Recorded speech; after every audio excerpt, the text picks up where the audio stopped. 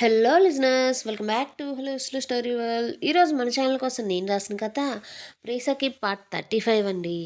ఈ కథలోని ముందర భాగాలు చూడని వాళ్ళ కోసం కామెంట్స్లో లింక్స్ ఇచ్చానబ్బా. అలాగే ఛానల్లో అన్ని కథలకు ప్లేలిస్టులు కూడా ఉన్నాయి.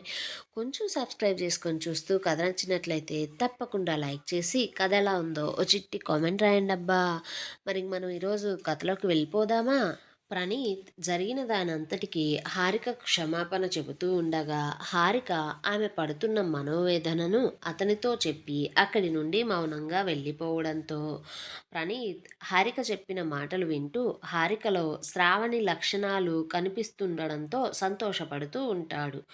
మరోవైపు పావని స్టేషన్లో ఎలాంటి ఆహారం తీసుకోకపోవడంతో పాటు ఎలాంటి ఫెసిలిటీస్ లేకపోవడం వల్ల ఆ గదిలో నిద్ర పట్టక తిప్పలు పడుతూ ఉంటే ఆమె కడుపులో పేగులు ఆకలితో కేకలు వేస్తూ ఉన్నాయి.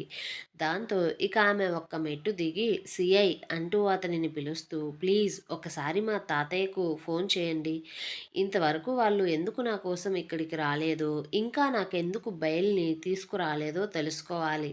అలాగే వారిని త్వరగా ఇక్కడికి రమ్మంటూ, వచ్చేటప్పుడు ఆకలిగా ఉంది, నాకు ఫుడ్ని ఇంటి నుండి తీసుకుని రమ్మని చెప్పాలి.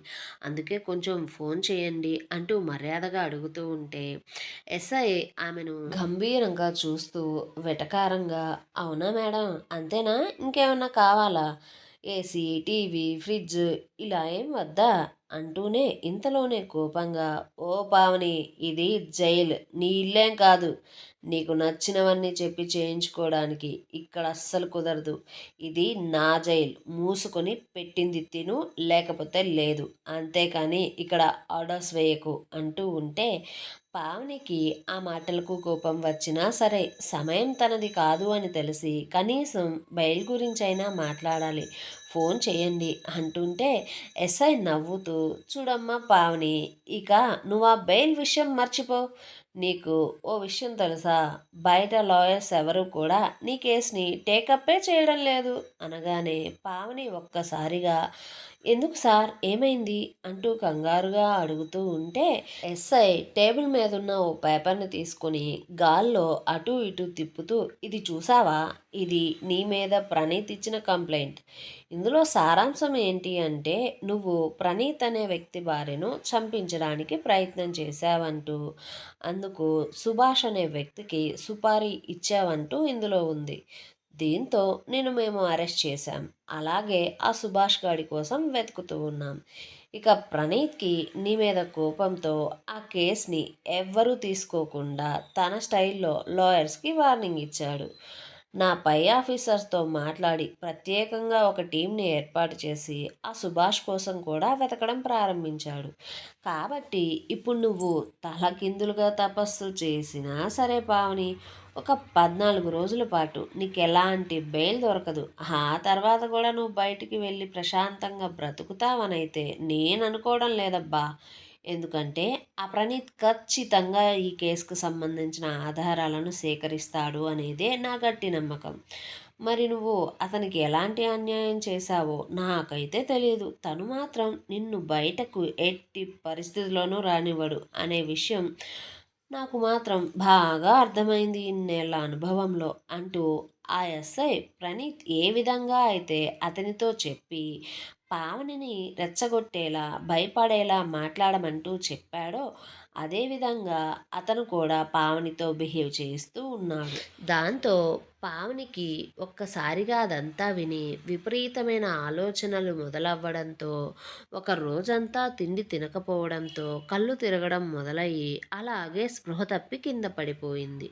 ఇంకోవైపు ఉదయం పేపర్ చదువుతున్న గంగాధర్ అందులో ఉన్న వార్తకు గుండె పగిలినంత పని అయ్యి ఆ న్యూస్ పేపర్ని అలాగే కొంచెం ఓపిక తెచ్చుకొని ధైర్యం చేసి మొత్తం చదివి అదంతా అర్థమైన తరువాత కోపంతో ఆ పేపర్ని చింపి ముక్కలు ముక్కలు చేసి అదే కోపంతో, రే ప్రణీత్, నిన్ను నేను అస్సలు వదలనురా అంటూ అరుస్తూ, నాకు తెలుసురా, ఇది మొత్తం నువ్వే చేశావు, కావాలనే చేశావురా ఇలా.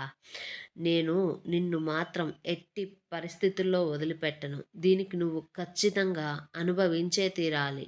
ఇప్పుడు నువ్వు చేసిన పనికి నా నుండి నీకు ఎలాంటి దెబ్బ పడుతుందో నువ్వస్సలు ఊహించలేవు" అంటుంటే ఆ అరుపులకు సుందర్ ఇంకా జయమ్మ బయటకు వచ్చి గంగాధర్‌ని చూస్తూ "ఏంటండీ ఏమైంది?" అంటూ అడుగుతూ చిరిగిన పేపర్ ముక్కలను చూస్తూ ఉంటే ఆ గంగాధర్ ఆ పేపర్ ముక్కలనే చూస్తూ "ఆ వెధవ ప్రణీత్ గాడు మన పరువంతా గంగలో కలిపేశాడే. మన ఇంటి మీద, ఆఫీసుల మీద ఐటీ దాడులు జరిగాయి అంటూ, మనం చాలా ఆస్తిని నష్టపోయాము అంటూ, పేదవాళ్ళను మోసం చేసి భూములు తీసుకున్నామంటూ ఎలా పడితే అలా రాయించేశాడు. పైగా అదే సమయంలో పావని ఓ మర్డర్ కేసులో అరెస్ట్ అయ్యిందని మన పరువును వాడు పేపర్‌కి ఎక్కించాడే.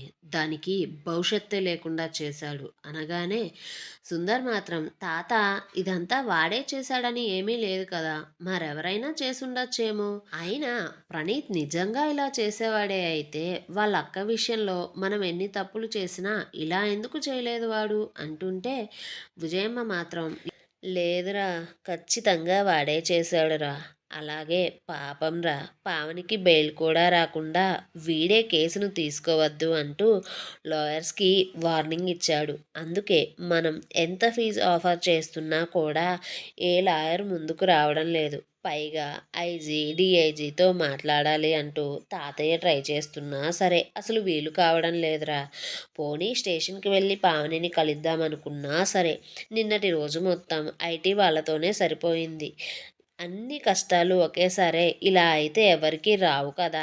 అలా వచ్చాయి అంటే దానికి ఖచ్చితంగా మనుషులే కారణమవుతాడు. మన విషయంలో ఆ ప్రణీత్ గాడే దీనంతటికీ కారణం. నిన్న ఎలాగో గడిచిపోయిందిరా! ఈరోజన్నా నా బంగారు తల్లి దగ్గరికి పోదామంటే వాడు మన పరువును పేపర్‌లో పెట్టాడు. ఇప్పుడు ఆ ప్రణీత్ గాడి మూలాన మీడియా కళ్ళన్నీ మన మీదనే ఉంటాయి. ఏం చేసినా అదో పెద్ద న్యూస్‌లా ప్రచారం చేస్తూ ఉంటార్రా వాళ్ళు" అనగానే గంగాధర్ "అరేయ్ సుందర్! నువ్వు ఏదో ఒకటి చేసి పావనిని కలిసే ఏర్పాట్లు చెయ్యరా! లేదా కనీసం ఆమెతో మాట్లాడడానికైనా ట్రై చెయ్యి. పాపంరా అది ఆ జైల్లో ఎన్ని తిప్పలు పడుతుందో ఏమో" అంటూ బాధపడుతూ ఉన్నాడు.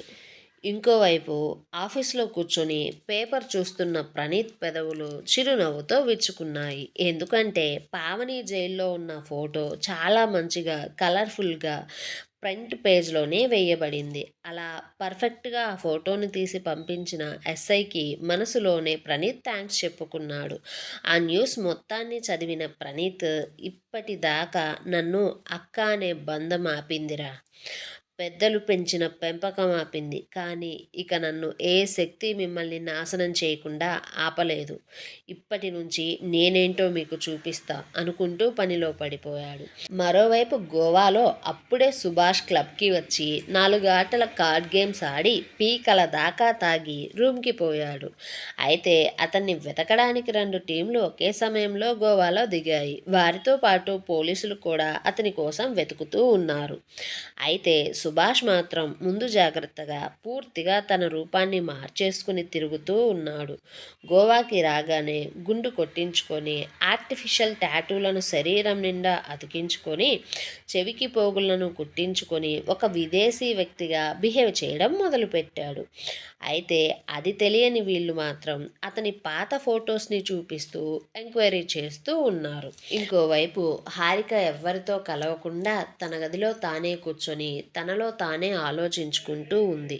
ఇంకోవైపు చేసుకోబోయే వాడితో డిన్నర్‌కి పోయిన కమల్‌ని సమయం చూసి పవన్‌కి ఫోన్ చేసి జరుగుతున్న పనులన్నిటిని గురించి సమాచారం తెలుసుకొని అతనికి ఉదయం పేపర్‌లో చదివిన వార్తను వివరిస్తూ "చూడు పవన్, వాళ్ళు నీకు అడిగినంత డబ్బు ఇస్తున్నారని పూర్తిగా నువ్వు వాళ్ళను గుడ్డిగా నమ్మకు. నీ జాగ్రత్తలో నువ్వుండు. ఎందుకంటే ఒకప్పుడు వాళ్లకు అన్ని విధాలా సాయం చేసిన సుభాష్ గాడినే ఇప్పుడు చంపడానికి వాళ్ళు నీ సాయం తీసుకున్నారు. అలాంటి వాళ్ళతో నువ్వు ఏ విషయంలోనైనా సరే చాలా చాలా జాగ్రత్తగా వ్యవహరించాలి. అసలే ఆ ప్రణీత్ ఇప్పుడు అన్ని వైపుల నుంచి పాములు చక్కగా కదుపుతూ ఉన్నాడు. వాడితో మనం ఏ విషయంలో పోటీ పడలేం. కాబట్టి మనం ఈ సమయంలో ఏ పనిని చేసినా సరే మన చేతికి మట్టిని అంటించుకోకూడదు అంటూ చెబుతుంటే పవన్ అది మొత్తం వింటూనే ఆమెకు సరే అంటూ చెప్పి, మరి నీ పథకం ఎంతవరకు వచ్చింది అంటూ అడగ్గా కమల్ని, మా నాన్న నన్ను ఇప్పుడిప్పుడే నమ్ముతూ ఉన్నాడు. నేను అన్నిటినీ మర్చిపోయి మారిపోయాను అనుకుంటున్నాడు. అలాగే రేపో మాపో మా మ్యారేజ్ ఇన్విటేషన్ కార్డ్స్ కూడా వస్తాయి. అవి రాగానే హారిక ఇంట్లో ఇవ్వడానికి మేం ఫ్యామిలీ మొత్తం వెళ్తాం కదా! అప్పుడే నా ప్లాన్ ప్రకారం నేను పాములు కదుపుతా. ఒకవేళ నేననుకున్న ప్లాన్ కుదరకపోతే ఇంకో ప్లాన్‌ని నేను ముందుగానే ఆలోచించుకున్నా. సో, దాన్ని అమలు చేస్తా. అంతేగాని ఆ హారికను మాత్రం నేను సుఖంగా అస్సలు ఉండనివ్వనురా! నా జీవితంలో నా అంగీకారంతో, నా ఇష్టంతో సంబంధం లేకుండా నా పెళ్లి జరుగుతుంది. ఇలా అవ్వడానికి ఒకే ఒక్క కారణం అది దాని కుటుంబమే.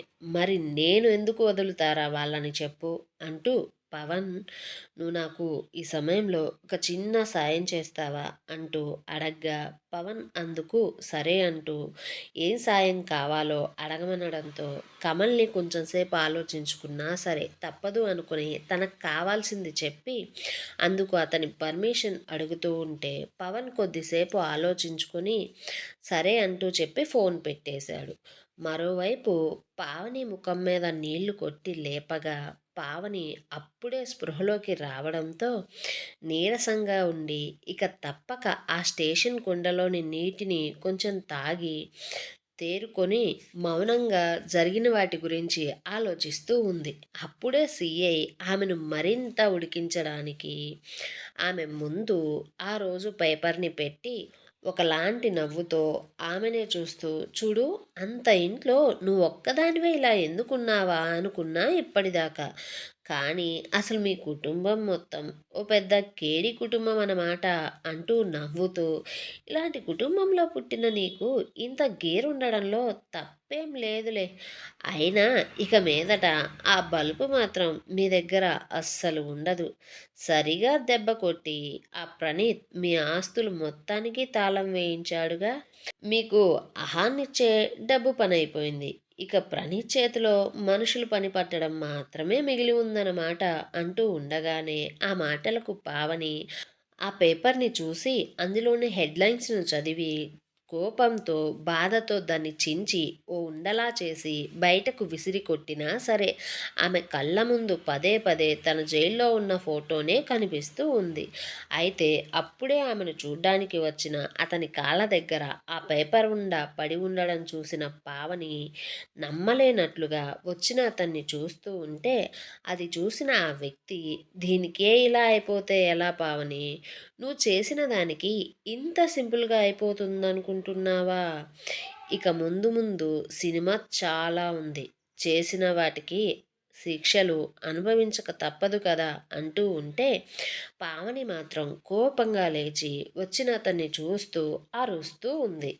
ఏవండోయ్! ఇంతకీ పావనిని స్టేషన్‌లో కలవడానికి వచ్చిన వ్యక్తి ఎవరు?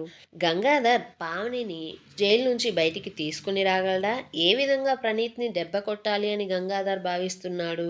కమల్‌ని ఎలాంటి ప్లాన్‌తో హారికను బాధ పెట్టాలి అనుకుంటుంది? మానసిక సంఘర్షణతో బాధపడుతున్న హారిక మనసు మాట వింటుందా? మెదడు మాట వింటుందా? ఈ ప్రశ్నల సమాధానం కోసం మన ఛానల్‌ని సబ్స్క్రైబ్ చేయండి. ఈ వీడియోని లైక్ చేయండి. కథా కథనం ఎలా ఉందో ఓ బుల్లి కామెంట్ చేసి చెప్పండబ్బా కొంచెం.